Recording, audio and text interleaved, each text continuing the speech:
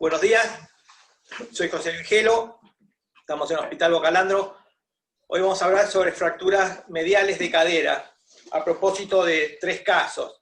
Decidí hacer esto un poco siguiendo la temática del curso que estoy haciendo en la ATO, se los recomiendo a todos los que no lo hayan hecho, porque ya de cadera hay mucho hablado, y esto me parecía bastante interesante, porque es otra mirada a la que tal vez tenemos en nuestro hospital, donde a este tipo de fracturas muchas veces optamos por prótesis, y a esta gente de la ATO, que realmente son de primer nivel, ellos van por la osteosíntesis y realmente a los resultados me remito, los pacientes andan muy bien. Estas fracturas les llamamos mediales o intracapsulares, y como todo el mundo sabe, se clasifican de muchas maneras, como siempre digo, cada uno le pone su impronta. Acá en el hospital trabajamos mucho con Garden, en otros lugares usan la de Power. Yo lo que le voy a hablar es del tratamiento recomendado para uno de estos 3 casos, cada uno de estos 3, el pronóstico, de qué depende cada uno, y las complicaciones generales. El primer caso, decidí poner esta paciente femenina, 75 años, con una fractura encajada en valgo, y realmente la pueden clasificar tipo 1, tipo 2 de Garden, donde, si ustedes ven, tanto en la diapo como en el dibujo, son fracturas que ya están encajadas per se, ya están estables, en realidad no necesitan reducción. Por lo tanto, la opción es colocar 2 tornillos canulados, como acá, algunos con arandela para tener mayor presa.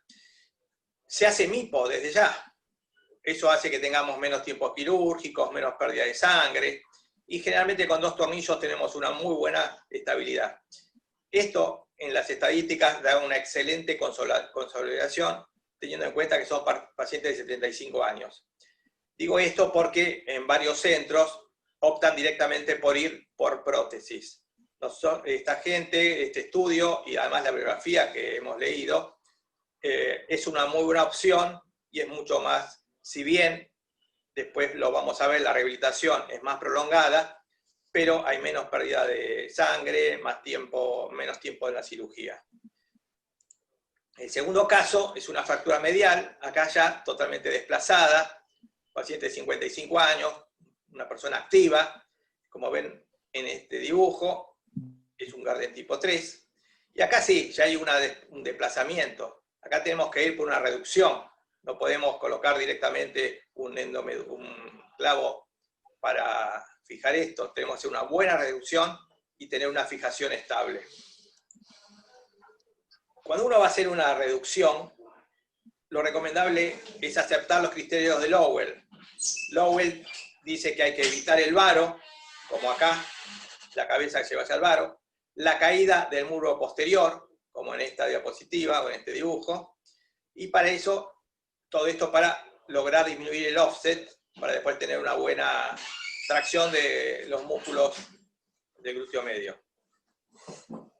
Estas son la original y este es el criterio de Lowell. Se dice que se puede tolerar hasta un ángulo cérvico diafisario de 130 a 150 grados. Y también es tolerable una anteversión neutra a 15 grados, más no. Obviamente esto hay que hacerlo con radioscopía. Tenemos que controlar intraoperatoriamente el varo y que no se vaya, como en este caso, a la caída posterior. Pero bueno, por eso sería importante fijar en nuestras mentes estas 2 imágenes para cuando veamos con radioscopía cómo está la cabeza, lograr que no se vaya al varo ni a la caída del muro posterior, ¿no? La fijación estable la podemos hacer con 2 sistemas. Uno son los tornillos canulados, con una configuración triangular de triángulo invertido, o, como otros colegas usan, la placa o el sistema de placa DHS con un tornillo antirrotatorio. Viendo la bibliografía, que es bastante profusa, no hay prácticamente diferencias entre uno y otro. Los resultados son similares. Acá son todos trabajos del 2005, del 2017, son trabajos 2015 actuales, donde unos van con los clavos, los tornillos canulados, y otro va con el sistema placa DHS, y prácticamente tienen los mismos resultados. en un tipo 3 y un tipo 4. Tips. Es importante tener radioscopía. Acá no se podría operar nunca esto sin una fractura de estas en radioscopía.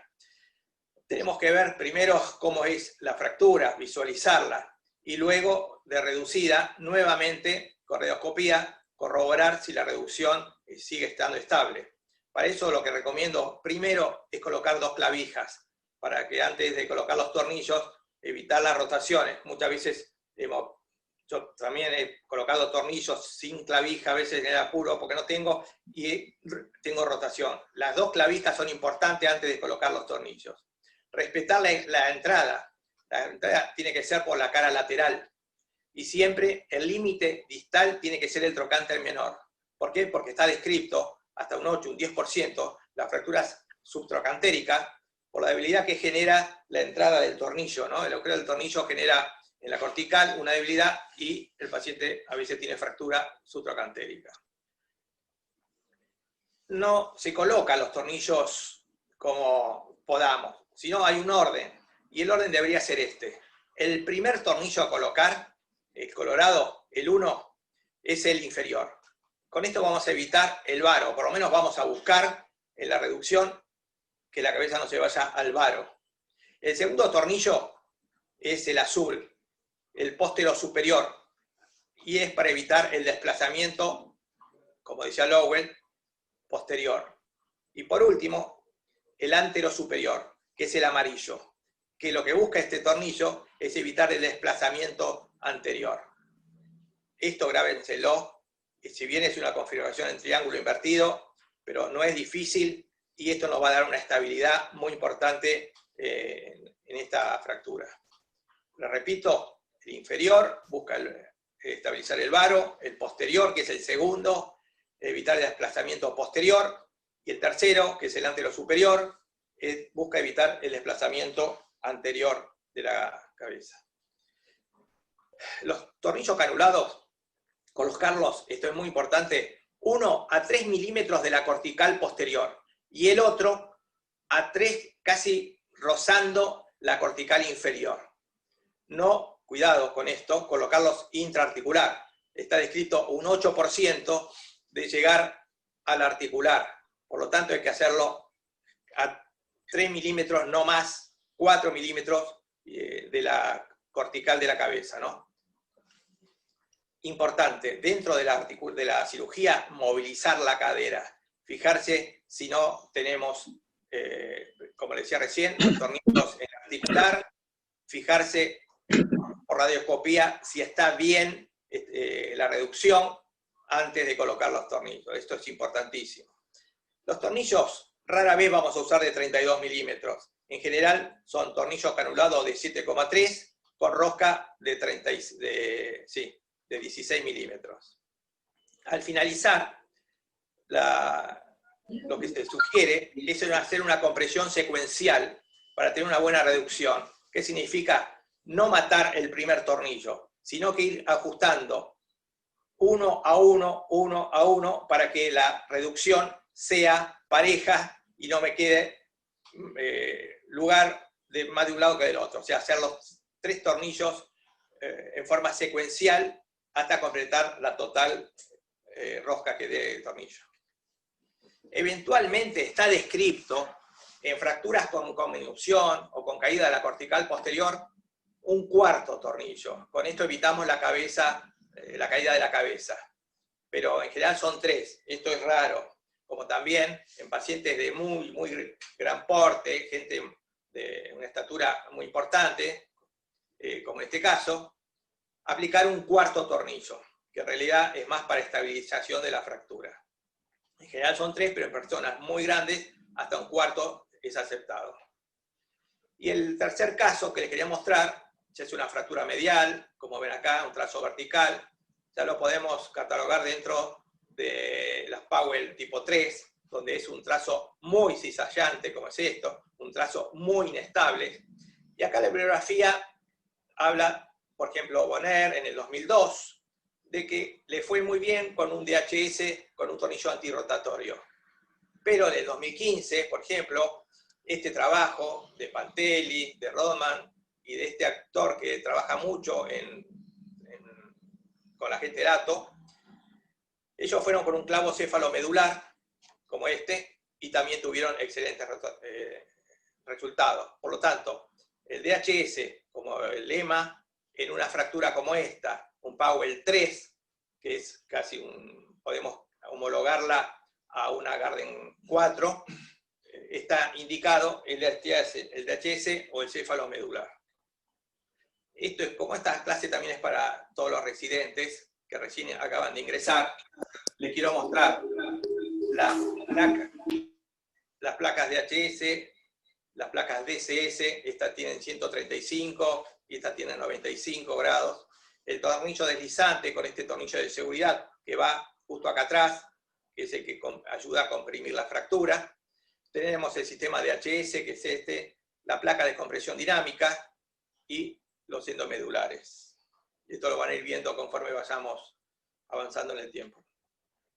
DHS, ¿qué significa para los residentes? Un Dynamic Hip Screw.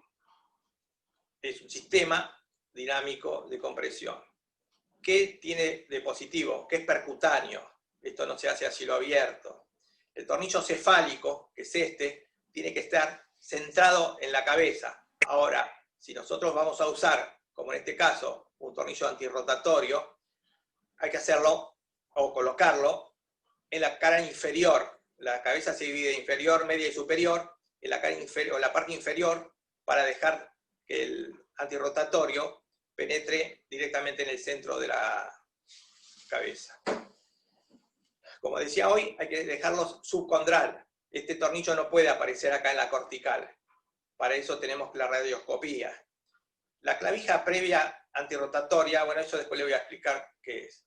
Y nosotros a veces usamos placas de 2 o de 4 orificios, como en este caso, pero las he visto con 2 y muy buen resultado tuvo el DHS. El movimiento rotatorio o el tornillo rotatorio tiene que ser paralelo y, como ven acá, 10 milímetros más corto que el DHS. Ahí tiene una muy buena función. Estos tips son importantes para, sobre todo, los residentes cuando empiezan recién a operar, porque así, de esta manera, sabiendo esto, evitamos que el tornillo nos rompa el cartílago, tengamos problemas en la articulación, ingrese en la articulación o que incluso falle todo el sistema, ¿no? ¿Cómo es el manejo posoperatorio de estas fracturas? Las dividí en dos. Las fracturas no desplazadas, o sea, las primeras que vimos, las que están encajadas en valgo, carga inmediata. Un andador, como en este caso, como en este, un trabajo lento de rehabilitación, movilización, fortalecimiento, reeducación muscular, y que el paciente comience a caminar, primero con una descarga de un 25, un 30, un 50, pero lo importante es que salga de la cama. Estos son pacientes generalmente de edad y que necesitan cuanto antes salir a hacer bipedestación. En cambio, en fracturas desplazadas, donde decíamos que le poníamos tornillos canulados o un DHS, la descarga de peso es recién a las 8 semanas. Ahí el paciente durante estas 8 semanas no debe cargar peso, pero sí tiene que movilizar la articulación en el plano inestable, fortalecer todos los músculos, que son los que después les van a dar la fuerza para poder deambular, ¿no? ¿Y de qué depende el éxito de la cirugía? Esto es lo que yo les decía hoy, el pronóstico. Leyendo en la bibliografía, todos hablan de estos 5 ítems. El éxito o el pronóstico depende del desplazamiento de la fractura, de la conminución, de la demora, cuánto tiempo tardamos en operarlo, de la calidad de reducción, y esto es un tip que se los voy a repetir varias veces, la calidad de la reducción, y por último, la fijación estable. ¿Dónde podemos trabajar nosotros como traumatólogos? Acá y acá no, porque esto ya pasó. Esto fue cuando sucedió que se cayó el paciente, el desplazamiento y la conminución. Por lo tanto, el traumatólogo va a tratar de mejorar el pronóstico en base a estos 3 ítems que ahora vamos a ir hablando. ¿Cuándo operar? Este es un trabajo que se hizo en 2014, entre varios centros de Estados Unidos y Canadá. Todos los traumatólogos se les preguntó cuándo debían operar. El 25% dijeron antes de las 8 horas del trauma. Los segundos dijeron entre las 8 y 24, el 66%, y hubo un 8% que dijo después de un día. Fíjense que entre la primera opción, 8 horas, y entre 8 y 24, tenemos más del 90%, y creo que esto es correcto. Más del 90% piensan que hay que operarlo antes de las 24 horas de caída.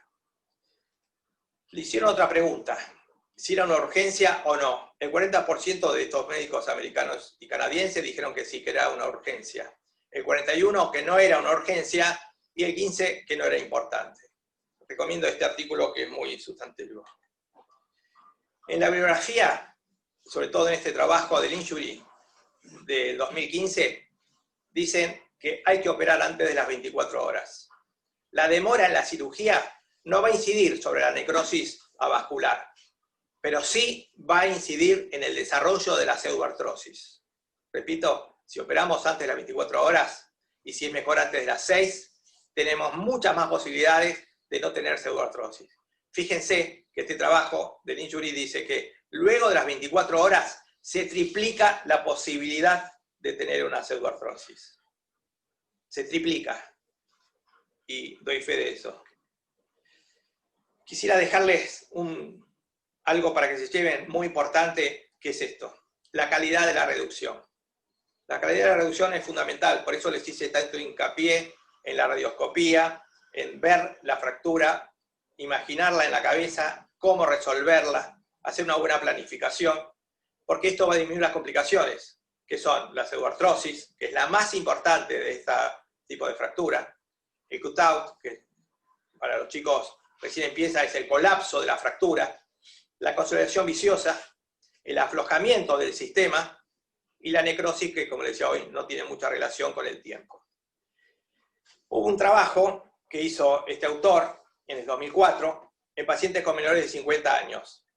Y consistía en lo siguiente: tener una mala reducción en necrosis avascular me daba un 27%. Pero fíjese que con una buena reducción, la necrosis había un 24%, o sea, casi era lo mismo, una buena o una mala reducción. Por eso yo le decía acá que la reducción no incidía tanto en la necrosis avascular. Pero sí, la mala reducción tenía casi el doble de pseudoartrosis, o más, perdón, 9,8, que haciendo una buena reducción. Por lo tanto, el concepto es este: una buena reducción, voy a tener un 4% de posibilidades de tener pseudoartrosis. Vale la pena por el paciente y sobre todo por nosotros tomarnos esos 5 minutos, pedir radioscopía y evaluar la cadera, flexionarla, ver cómo quedó colocado el sistema, y con eso, si hay que hacer retoque, estamos en el quirófano, lo hacemos. Repito, evitar el varo. Estos son los conceptos que decíamos hoy de Lowell. Importantísimo evitar el varo. ¿Y cómo lo vamos a evitar? Con esto: una buena planificación. Cada uno que va a hacer cadera tiene que hacer primero todo esto. Vamos a evitar la caída posterior y, por supuesto, la disminución del offset. ¿Qué es el offset para los que recién ingresan? Es esta línea que une el centro rotatorio de la cabeza con una línea media diafisaria. Este punto es fundamental restablecerlo, no lo podemos perder. Esto nos da estabilidad a la cadera. Esto hace que los músculos, esta línea acá, los músculos, sobre todo los abductores, trabajen óptimamente. Porque cuando menor sea esta línea, mayor probabilidad de luxación vamos a tener. Este trabajito es muy importante tenerlo en cuenta, el offset de la cadera. Y para ir terminando, hay actores que se han tomado el trabajo de hacer reducción abierta y reducción cerrada. La recomendación de todos ellos es intentar hacer una reducción cerrada, siempre que podamos. Si vemos que porque se nos complica, por la fractura no era la que esperábamos, bueno, la tenemos que abrir. Pero si no, la reducción cerrada es siempre la recomendación. Hay algunos trabajos que muestran que en reducciones abiertas, con respecto a las cerradas, no hay consolidación. y tampoco la osteoartrosis, pero sí aumenta la necrosis avascular. Otros autores no encuentran diferencia. Independientemente del método, sea cerrado o abierto, vuelvo a repetir, este es el concepto de esta clase, tenemos que hacer una correcta reducción de la fractura. Este metaanálisis del 2019 habla justamente de esto. La correcta reducción es lo más importante para después no tener problemas con el paciente. Me pareció, sobre todo para los chicos, importante colocar esto, que es una mujer de 42 años con una fractura lateral de cadera, se le hizo una reducción abierta, como ven acá, se le hizo un abordaje anterolateral, así, el abordaje anterolateral, y se la fijó con 3 tornillos, como les vengo diciendo desde que empecé la charla, en una configuración triangular. 1, 2 y 3. Esto es lo que van a ver en quirófano. Bueno, las complicaciones ya las hemos visto, infección, retardo, pseudoartrosis. Y saber que las no desplazadas siempre van a tener un 10% de complicaciones. Y las desplazadas un 28%. No es que seamos mejores o peores cirujanos. Siempre, esto es estadístico, las desplazadas van a tener un 28% de complicaciones. Y las no desplazadas un 10%. ¿Y cuáles son? Las que les vengo nombrando. Pseudoartrosis, la necrosis, la pérdida de la fijación, las fracturas subtrocantéricas. Y, por experiencia, esto es importantísimo. Sentarse en la cama del paciente, hablar con los familiares y el que vamos a operar y explicarle que todas estas complicaciones que estuvimos charlando pueden llegar a pasar.